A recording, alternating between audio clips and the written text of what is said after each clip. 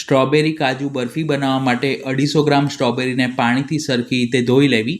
પછી તેના ઉપર રહેલા ગ્રીન પાન કાઢી આ રીતે મોટા ટુકડામાં સમારી તેને મિક્સર જારમાં લઈ સ્ટ્રોબેરીના બિલકુલ ચંક્સ ન રહે તે રીતે બ્લેન્ડ કરીશું.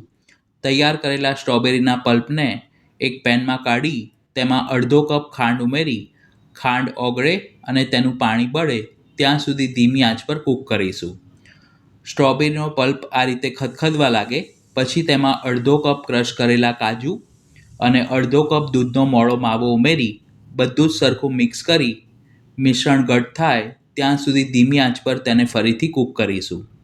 દૂધના માવાના બદલે તમે મિલ્ક પાવડરનો પણ ઉપયોગ કરી શકો છો.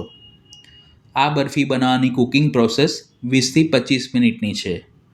બરફીનું શાઇનિંગ સારું આવે તેના માટે 1 ચમચી જેટલું ઘી અને ફ્લેવર માટે થોડો ઇલાયચી પાવડર ઉમેરી મિક્સ કરી તેને 5 મિનિટ માટે કૂક કરીશું.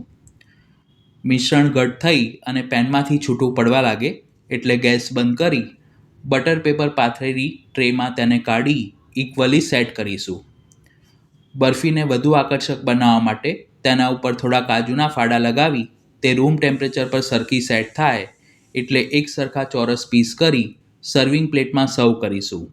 તો સ્ટ્રોબેરી કાજુ બરફી બનીને તૈયાર છે.